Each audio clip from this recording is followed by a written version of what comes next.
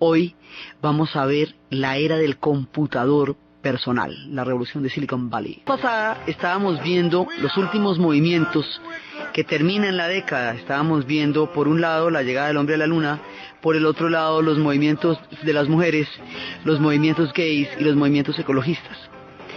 Esos movimientos transformaron su tiempo y la conciencia histórica y el rol de la mujer en la sociedad, abrieron otros espacios en la cultura y en la conciencia y tuvieron un margen de éxito altísimo y todavía lo tienen. La cultura cambió profundamente desde esos movimientos. Pero hay uno de los movimientos de la contracultura que va a transformar realmente el siglo XX y lo que sigue de aquí en adelante. Uno que va a hacer un salto tecnológico gigantesco, uno que va a ser una historia asombrosa, increíble, maravillosa, loquísima, y que va a moldear el mundo como hoy lo conocemos, que está en la transformación más duradera y más espectacular de la contracultura, la era de los computadores personales y más adelante el Internet, hijo de esta revolución tecnológica. Esto nos sitúa en un salto cualitativo de las revoluciones industriales, la primera de las cuales fue los telares en el siglo XVIII, la segunda la era de los transportes y el vapor en el siglo XIX, la tercera va a ser la luz eléctrica, todo el tema de la electricidad. Bueno, estos computadores, el microchip, la informática y el Internet son la cuarta revolución tecnológica de la era moderna y lo que hoy determina el mundo global y planetario. Pues eso arranca en la contracultura. Y arranca en el mismísimo San Francisco, ahí al lado, en un lugar que se llama Silicon Valley, se va a llamar así. La historia es de locura. La historia es que los computadores estaban en manos de la IBM y eran unos computadores gigantescos con unos tubos que se hacían, se calentaban muchísimo, entonces no podían estar uno cerca al otro porque podían explotar. Luego requerían un espacio del tamaño de un edificio. Esto era una cosa impresionante. La idea es sacar el poder de las computadoras de las manos de las grandes multinacionales y del poder central por allá, inalcanzable, tremendo, de ciencia ficción, y traérselo a la gente a la casa. Y es decir, una aventura prometeica, robarle el fuego a los dioses y entregárselo a los hombres. Esa es la historia del computador personal. Eso es lo que van a hacer unos locos de toda esa época, que se inventan un sueño maravilloso que democratizaría la sociedad porque haría posible para todos lo que antes era algo inaccesible. Pero la historia, a pesar de que tiene, digamos, su evolución en los 70s, y son estos pelados de la contracultura los que se la inventan, y son ellos los que van a hacer el acto prometeico, la historia comienza mucho antes. La historia comienza con un hombre genial, un personaje absolutamente increíble, con una historia trágica, un personaje inglés que se llama Alan Turing. Alan Turing, durante la Segunda Guerra Mundial, él es británico. Esos son dos, Turing y von Neumann. En Estados Unidos von Neumann, en Inglaterra Turing, que se van a inventar los principios que hacen posible los computadores. Entonces ellos empiezan, lo que va a hacer Turing es mezclar una serie de elementos, mezclar elementos de la física cuántica, de la mecánica, de la matemática, de la lógica, de los sistemas binarios. O sea, es una cosa bastante compleja, porque él va a diseñar una máquina para descifrar las claves alemanas, una máquina para poder descifrar los códigos durante la Segunda Guerra Mundial. Esa máquina tiene que funcionar con un sistema binario. Un sistema binario es un sistema en el cual las cosas pueden ser sí o no, o sea, por impulsos eléctricos. Usted tiene que desarrollar un sistema lógico. Todo problema lógico se va a poder resolver con el sistema binario, que son impulsos eléctricos. Si un problema no es lógico, pues no lo puede resolver el sistema binario. ¿Qué me voy a poner hoy? Si ese tipo de cosas, si me quieren o no me quieren, bueno, no se puede. Pero si usted quiere un sistema de organizar información y descifrar claves, ellos lo van a diseñar.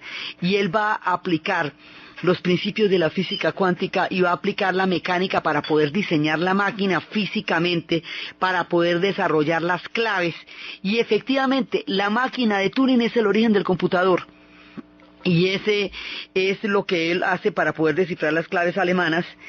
Y eso va a ser muy importante, porque efectivamente él va a lograr descifrar una gran cantidad de información, va a ser nombrado héroe, van a condecorarlo, va a ser, digamos, uno de los puntos centrales de todo el sistema de inteligencia de la época. Pero más adelante, durante la Guerra Fría, cuando se establezca la alianza entre los Estados Unidos y la Gran Bretaña, en Estados Unidos está Van Neumann, cuando se establezca la alianza y empiecen a trabajar conjuntos en las redes de espionaje, en las épocas del MI6 y en las épocas de la CIA, en ese momento hay un manual que dice que personas homosexuales no pueden trabajar en las redes de espionaje porque pueden ser chantajeables. Turing era homosexual, pero él era homosexual abiertamente en una época en que no se usaba. Nació en 1912. Entonces, en los 40 esto no se usaba de ninguna manera. Lo que le dijeron de que él podría ser vulnerable al chantaje no era posible porque él abiertamente había asumido esa posición en la vida.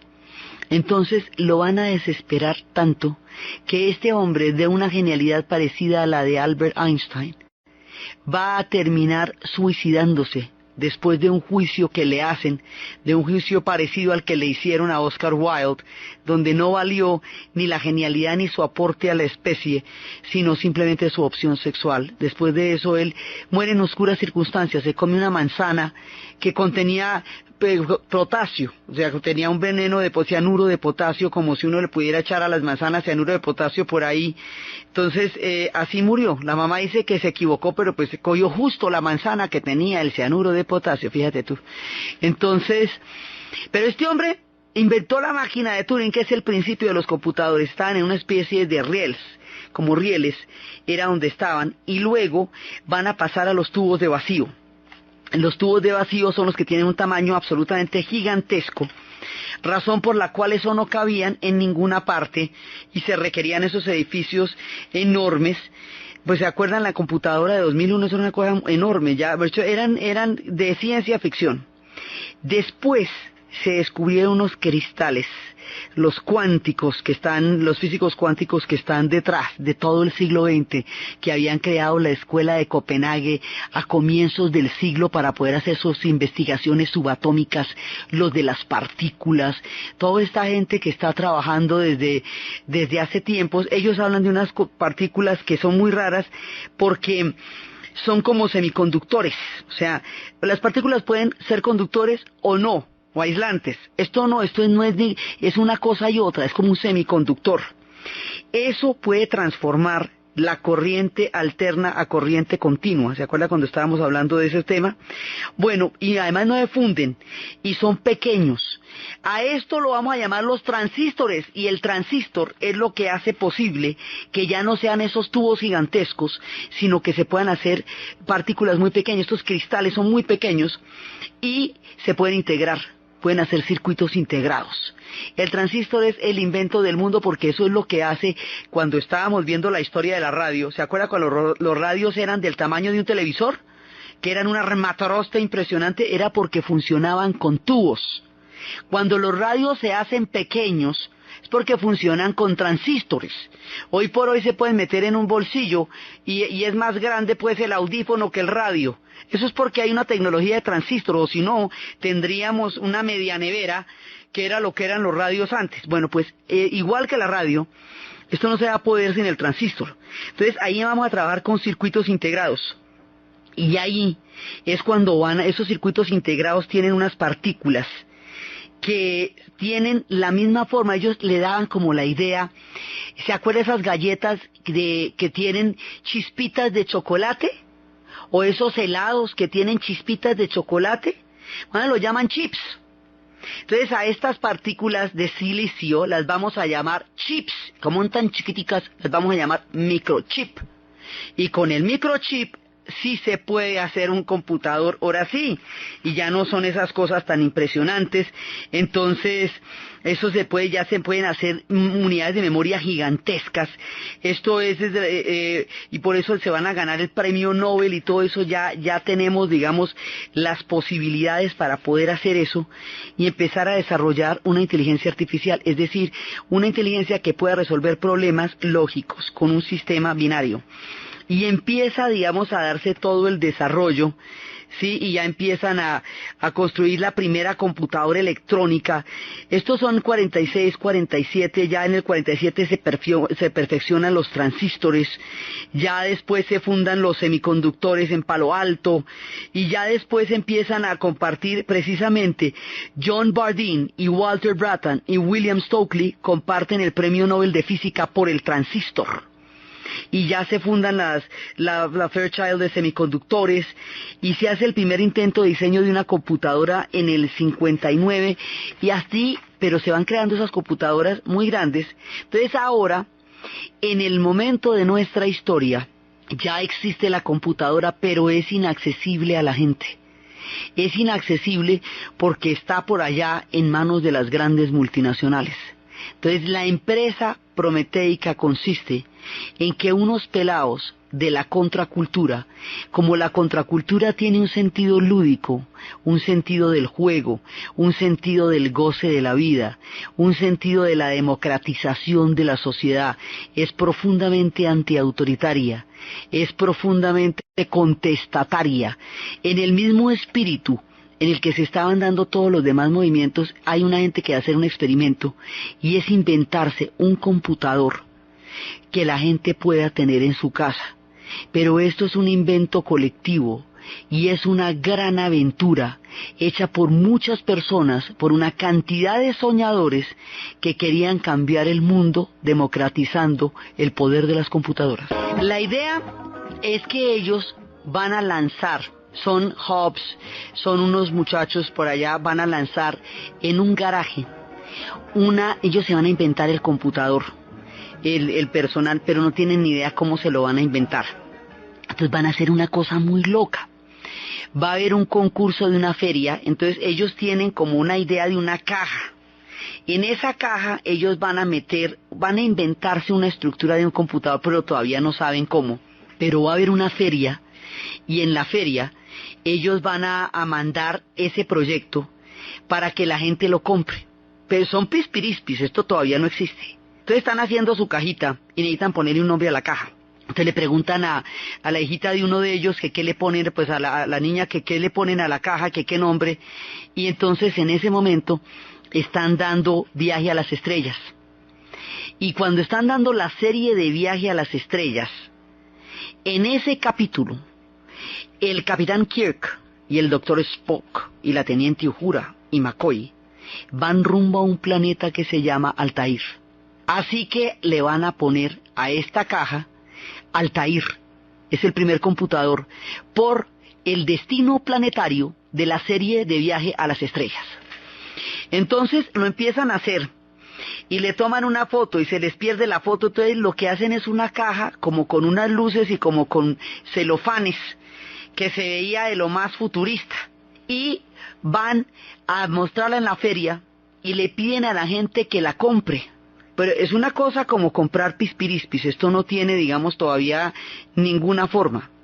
Pero lo más curioso es que la gente lo empieza a comprar. Ellos se endeudaron con un banco para participar en la feria, y la gente se endeudaron por $400, y la gente lograron conseguir $2,500, y lograron luego conseguir $200,000 en cheques de la gente que les compraba esto que no existía. ¿Por qué lo compraba la gente? La gente lo compraba para podérselo inventar. Había otras personas que estaban pensando lo mismo. Compraban la caja, esto no tenía ni teclado ni pantalla. Entonces compraban el Altair y decían, venga, yo lo compro y lo cacharreo y me invento una pantalla. Y yo lo compro y lo cacharreo y me invento un teclado. Entonces la gente compraba, era la posibilidad para poderla cacharrear. Y después, cuando tanta gente estaba comprando esto, entonces decidieron ponerse de acuerdo y reunirse la gente a ver qué podía hacer usted y qué podía hacer el otro y qué podía hacer aquel. Entonces se fueron reuniendo y se fueron contando qué podía hacer cada uno y se fueron creando clubes. Y los clubes que se fueron creando se llamaban brewing homes. Brewing es como una cosecha casera, como una fermentación de cerveza casera. Haga de cuenta como un alambique, es lo que la palabra significaba. Como el bricolaje, es la época de hágalo usted mismo. Entonces ellos empiezan a juntarse en los clubes. Estos clubes van sumando los cacharreos que cada uno de ellos va haciendo en su casa, y entre unos y otros se van inventando el computador personal. O sea, lo que hacen es lanzan la idea al público y el público empieza a comprarla para crearla. O sea, compraron la posibilidad de una idea.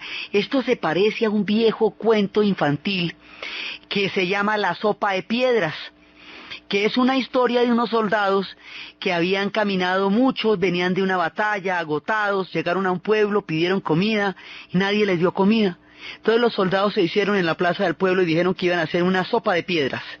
Prendieron una fogata y empezaron a cocinar las piedras. Entonces la gente del pueblo les dijo que era esa bobada.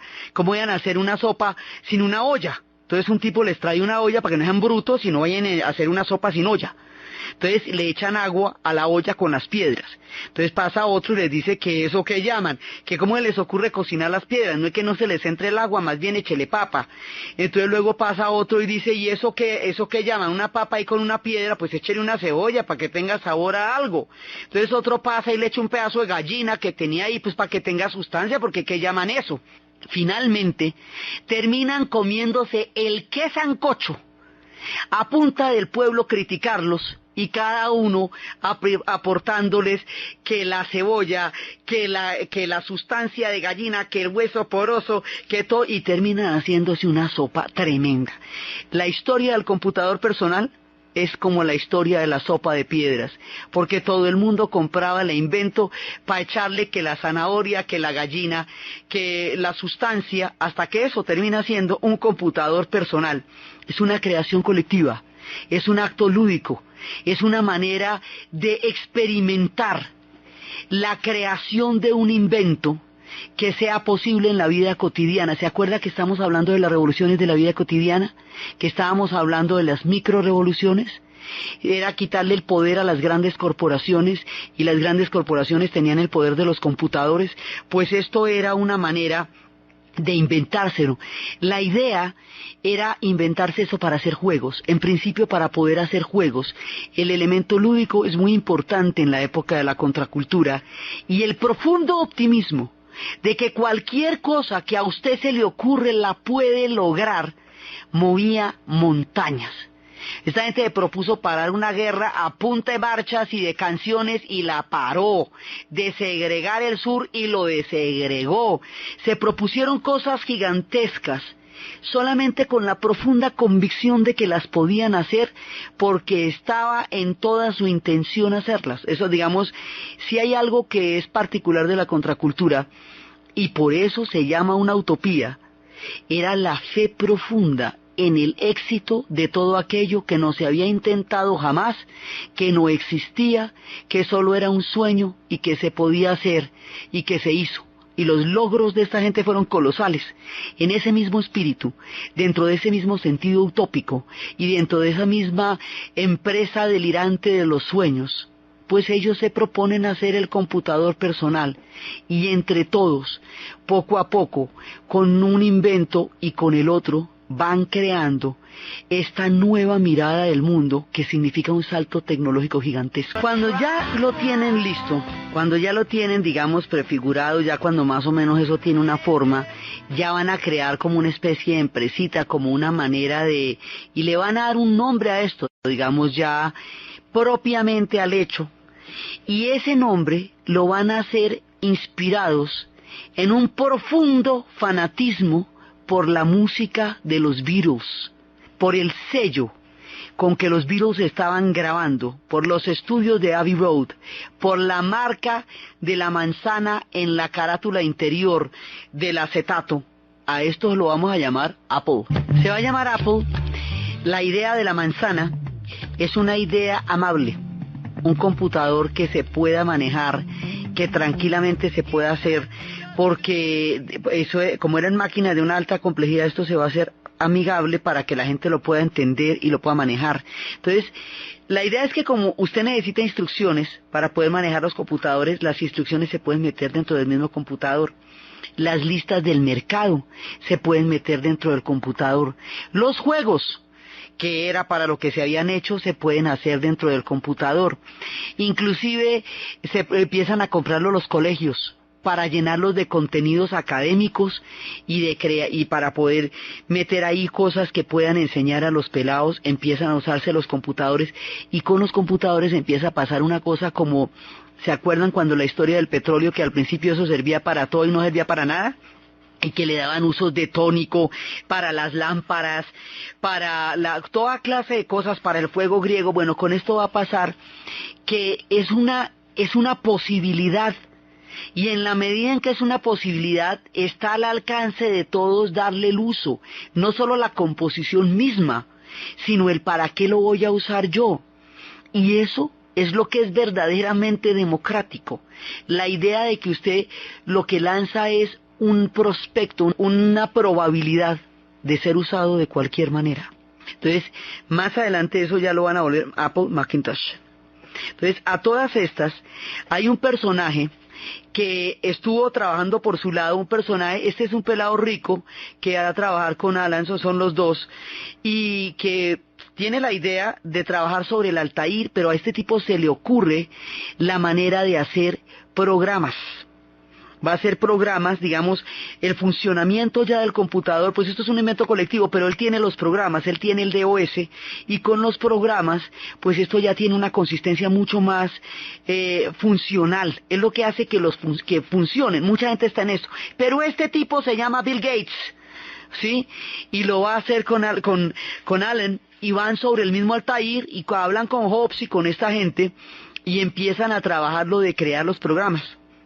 Cuando Bill Gates está haciendo los programas, son todos de la misma, digamos, de la misma cochada, de la misma generación, del mismo tiempo, son los que van creando esto, y como van más adelante a trabajar al lado de San Francisco, en Silicon Valley, pues todo eso se va a llamar Silicon Valley. Bueno, el asunto es que sobre el invento que hizo esta gente, sobre el Altair, Bill Gates propone los programas, y al hacer los programas, ya esto tiene toda una consistencia y una posibilidad de ya grande.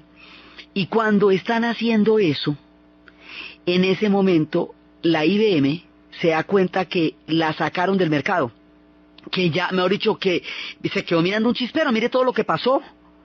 Entonces llaman a Bill Gates, y esa es la llamada que cambia la historia, y le dicen: ¿y usted por qué no hace eso mismo que está haciendo con ellos? Hágalo para nosotros. Y el tipo dice: bueno, sí, me suena, pero hagamos una cosa. El computador evidentemente va a ser un computador IBM, pero el programa y el derecho intelectual de creación de ese programa es mío. Y ahí está el detalle, Microsoft. Entonces, porque a ellos lo que les interesaba era el hardware, pero el software, ese va a ser de Bill Gates. Entonces, ahí es cuando el hombre se monta en la cresta de la ola, y esto pasa de ser un invento colectivo de chéveridad, de estos, de aquellos, de los demás allá, se convierte en un negocio también muy grande, con un carácter ya bastante más personal, que es el hecho de que Bill Gates esté metido, y el hombre empieza con toda su historia empresarial y su impresionante creatividad a perfeccionar esto, hasta llegar a perfeccionar los grandes sistemas y el sistema Windows y todo eso, y ya, digamos, ya existe por un lado el IBM, por el otro lado está el Apple Macintosh. Pero ¿qué es lo que pasa con el IBM? Que se estandariza. Cuando estábamos contando la historia del petróleo, habíamos visto que el petróleo tenía una calidad variable, y que de pronto se buscaba que tuviera una calidad que siempre fuera la misma. Eso se llama estandarizar. Entonces, cuando se estandariza el computador personal, quiere decir que todos los computadores pueden ser compatibles. Al ser compatibles los computadores, porque ya tienen un sistema estándar, no sabemos si es el mejor o no, pero es el estándar, que es lo que aísla a la gente de Apple al principio. Hoy día ya esas cosas no existen, pero cuando esto comienza sí. Esa estandarización es la que hace posible las redes, porque todos los computadores se pueden conectar los unos con los otros. Entonces ya no solamente salieron de las empresas, ya no solamente están en las casas, ya no solamente llegaron a los hogares, sino que ahora se pueden conectar.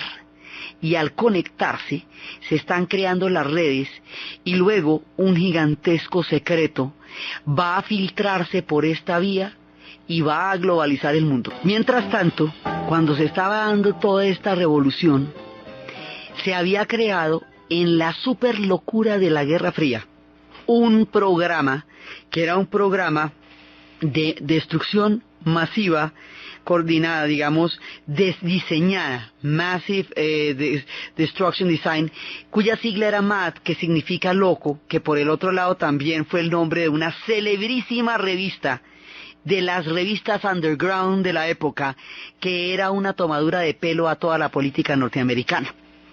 La idea era, con este sistema de destrucción masiva, que si llegaba a haber una bomba termonuclear recontratómica supersónica y se llegaran a destruir todos los sistemas centrales de comunicación, hubiera redes alternas capaces de conectarse las unas con las otras y seguir manejando los programas de misiles de la Guerra Fría.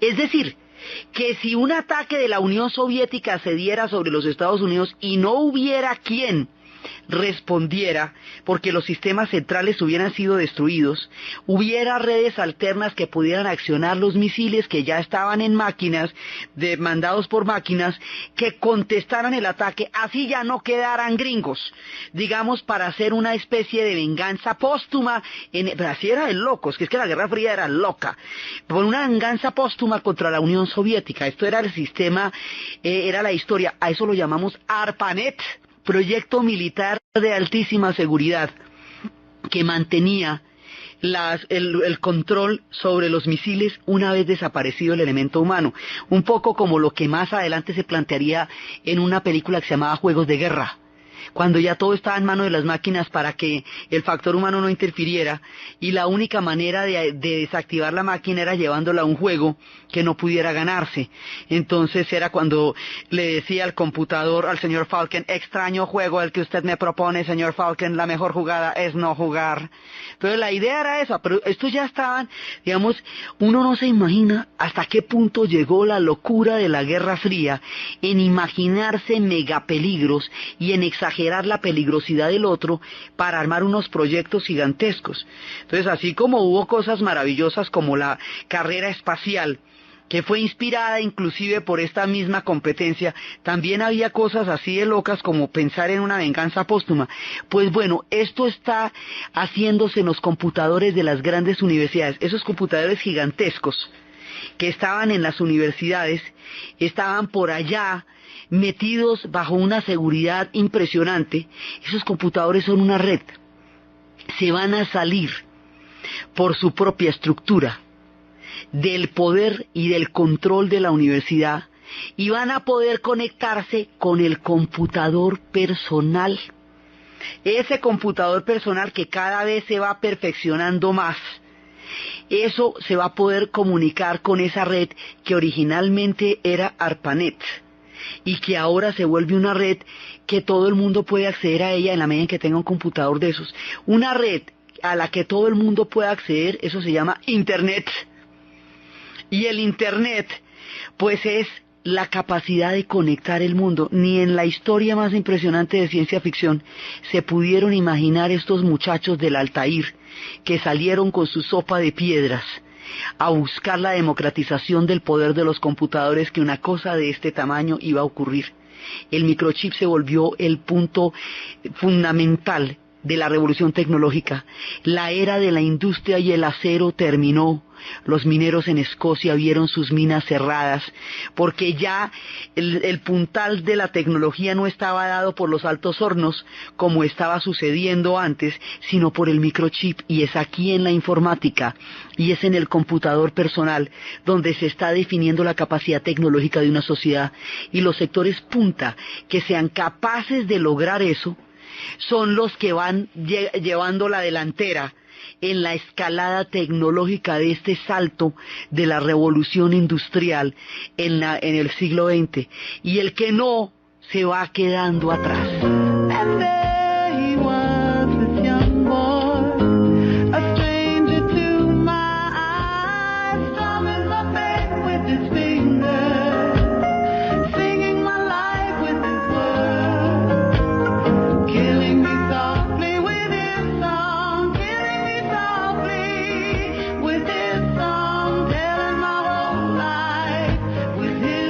Pues empezó esta nueva revolución y esto va a transformar todo, porque rápidamente, o sea, empieza en los 70s, es el último coletazo de la contracultura en toda su lúdica, en toda su forma de cambiar las reglas y de la sociedad y de transformarlo todo y de experimentarlo todo, pero va cogiendo un rumbo que ya no depende de nadie. Entonces determina el salto tecnológico de los altos hornos a la informática, y eso va a hacer que las grandes industrias, las industrias pesadas, empiecen a cerrar, porque ya nada de eso se va a usar. Más adelante, en la década de los 80s, cuando esto tenga el alto impacto, es cuando va a pasar como esas historias como la de Full Monty, que son en esos pueblos en el norte de Inglaterra, que antes eran siderúrgicas y ahora eran cementerios de antiguas fábricas, esas historias como los de los cierres de carbón, como las grandes las grandes industrias en Estados Unidos que cierran, que son las que muestra Michael Moore. Esto va a generar un impacto en el empleo brutal, porque es súper especializado. Y cantidades de industrias gigantescas ya no determinan el rumbo de la sociedad y empiezan a cerrar. Pero el que realmente va a llevar del bulto con esta revolución tecnológica que sucedió tan lejos de su órbita es la Unión Soviética. Porque todos los demás incorporan rápidamente esta tecnología. Japón se pone en la jugada, ellos con el transistor se les había facilitado toda la recuperación económica. Inglaterra se monta en ese tren rapidito, Estados Unidos crea esta revolución, pero la Unión Soviética no puede hacer eso, y no lo puede hacer porque su economía central planificada no le permite tomar decisiones rápidas y repentinas, hacer cambios drásticos. Ellos tienen planes quinquenales, son 280 millones de personas los que están manejados de esa manera. Usted no puede en la mitad del camino ponerse a ensayar que esto, que aquello, que lo demás, pues se le desbarajusta una sociedad donde el único empleador es el Estado y el único inversor es el Estado. Entonces ellos no pueden asimilar esta locura que está saliendo de todos lados, que nadie la está controlando, que se está convirtiendo, digamos, como en una onda que va apoderándose de todo el espectro de su tiempo. Ellos no pueden hacer eso. Entonces, en los 80 empieza el impacto que va a ser sobre la Unión Soviética, y eso hace que ellos se vayan endeudando, como quien se empieza a ganar la mitad del salario, pero sigue consumiendo lo mismo, y cada mes acumula deudas de un nivel de vida que ya no puede tener. Ellos van a tener un imperio, pero ya no tienen con qué sostener el imperio, porque se quedaron atrás en un salto tecnológico. Así es de sorpresiva la historia. Ellos se quedaron atrás, y cuando acuerdan, ya no pueden recuperar esa inmensa ventaja histórica que les cogieron las economías de Occidente a partir del salto tecnológico del microchip y del mundo de la informática. Entonces los computadores van a barrer el proyecto soviético, porque el proyecto soviético era un proyecto de altos hornos y era un proyecto de siderúrgicas, y eso ahora ya no se va a usar. Y eventualmente, cuando esto llega a un punto crítico, cuando Mikhail Gorbachev suba cuando enfrente la realidad de una deuda impagable, cuando se salga de la carrera armamentista para solucionar un problema económico para el cual el armamento se le había vuelto un agujero negro, cuando empiece un modelo de apertura, cuando todos los pueblos de Europa del Este empiecen a seguir su mismo trayecto porque ellos se habían visto también colapsados en sus economías porque estaban en una reacción en cadena, totalmente dependientes del modelo soviético. Cuando todo esto ocurra, un día caerá la Unión Soviética y se acabará la Guerra Fría, pero imagínese que esto no se le había ocurrido a nadie.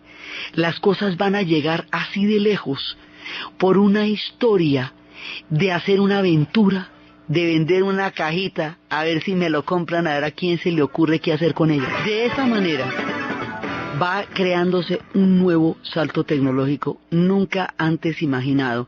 Y ya después, cuando todo el mundo esté en la red, cuando ya entonces se van a hacer los buscadores y los navegadores, y ahí en esa oleada es que se va a montar Bill Gates. Los de Apple van a hacer tiendas, ya no solamente clubes sino tiendas, y van a seguir evolucionando, y esto, digamos, esto no tiene dónde terminar, porque esto va a llegar hasta los iPods, hasta los iTunes, esto va a llegar hasta, digamos, está en eso, porque es una cosa que está en pleno desarrollo. Después van a poder bajar la música de ahí, y ahí es cuando se va a armar ese lío entre Apple, que era digamos, el sello de los Beatles, donde se hicieron los discos como Abbey Road, como Let It Be, por el sello Apple, y Apple lo que va a ser la marca de Apple Macintosh, que en la película de Forrest Gump hay un chiste en el cual la película de Forrest Gump es una alegoría a toda la década de los 60 en una cantidad de chistes maravillosos, y uno de esos es que le preguntan que qué fue uno de los antiguos soldados que combatió con él en Vietnam, y dijo que ahora estaba metido en el negocio de las frutas y que tenía una manzanita y le mostró el logo de la manzana, se llama como Apple. Entonces después ahora va a haber un lío con eso entre los derechos de los Beatles del sello Apple y la marca de la manzana, que antes no se ha apretado porque los Beatles no permitían que su música se pudiera bajar por la red. Y en la medida que eso se baja por la red se presenta ese lío, pero como el sello ya no existe, entonces Apple quedó ahora de los que se inspiraron en los Beatles, que es digamos como un giro extraño de la historia. Entonces esto además va a cimentar mucho más el mundo de la juventud, porque el mundo para la juventud hoy es Facebook. El mundo para la juventud hoy son los buscadores, hoy son los chats. O sea, creó otro tipo de relaciones hasta en el amor, porque la gente empezó a buscar en internet pareja, los tímidos, los solitarios, los ocupados, los que camellan 48 horas en el día y no tienen cómo conocer a nadie, se puede meter a las 2 de la mañana en la red y encontrarse con otro igual de encamellado al otro lado del mundo y chatear y echarse un tintico si se puede. Esto, digamos, el nivel de transformaciones que esto está generando no lo podemos evaluar porque lo estamos viviendo. Todos los demás inventos que se hicieron paralelamente quedaron incorporados ahí. Se habían inventado las calculadoras en este proceso, pues no, las calculadoras quedaron otra vez incorporadas al computador. Todo fue incorporándose al computador, primero al computador personal, y luego ya la red como tal empezó a conectar toda la información y las bibliotecas empezaron a pasar a las redes. No quiere decir eso que los libros se acaben, quiere decir eso que la información circula de muchas maneras. Es, digamos, otra de las formas. La idea original del Altair y la idea que ellos tuvieron de bajar el poderío de los computadores al espacio doméstico era una cosa parecida, y finalmente terminó siéndolo, a la idea que tenía Diderot, el enciclopedista, cuando decía que los derechos solamente se podían ejercer cuando se les conocía, y la manera de conocerlos era tener acceso al conocimiento. Y la manera de tener acceso al conocimiento era divulgarlo, popularizarlo y hacerlo posible para el alcance de todo el mundo. Y con esa idea en la Ilustración se hizo la enciclopedia. Una cosa del tamaño de la enciclopedia en términos del conocimiento, del tamaño de la imprenta en términos de la publicación de libros y de la difusión de las ideas. del tamaño de las grandes revoluciones modernas es el computador personal y el Internet, y es el aspecto quizás más sobresaliente de todo, digamos más impactante, de mayor impacto social e histórico, de cuanto se descubrieron y se intentaron en la contracultura, y salió de ese garaje del capítulo de Viaje a las Estrellas, de una venta de pispirispis, de unos contestatarios que como un juego lúdico quisieron quitarle el fuego a los dioses y dárselo a los hombres, y con el computador personal hemos desarrollado una de las historias más impresionantes de revoluciones tecnológicas del proyecto histórico que ellos han desarrollado como sociedad y que no le pertenecía originalmente a nadie. Era simplemente un llamado al viento que se convirtió en una gigantesca transformación. Otra de las cosas que va a cambiar profundamente durante este periodo es el cine. La manera como empiezan a aparecer los antihéroes, como la revolución sexual se va a ver reflejada en el cine, como los temas empiezan a cambiar radicalmente, a contar las historias de los perdedores y las historias del Watergate y todas las demás situaciones que van pasando a medida que van avanzando las décadas, es lo que vamos a ver en el siguiente programa. Entonces, desde los espacios de los garajes, de Silicon Valley, de los cristales, de la tragedia y la genialidad de Alan Turing, de la oportunidad de Bill Gates, de las historias de Apple, de los juegos y de los clubes, del intercambio y del contacto, de la libertad de la circulación de las ideas, de la ampliación del conocimiento y la mente a través de una mezcla entre los cristales, la física cuántica, la mecánica, el sistema binario y un poco de libertad. En la narración, Diana Uribe, en la producción, Jessy Rodríguez, y para ustedes, feliz fin de semana.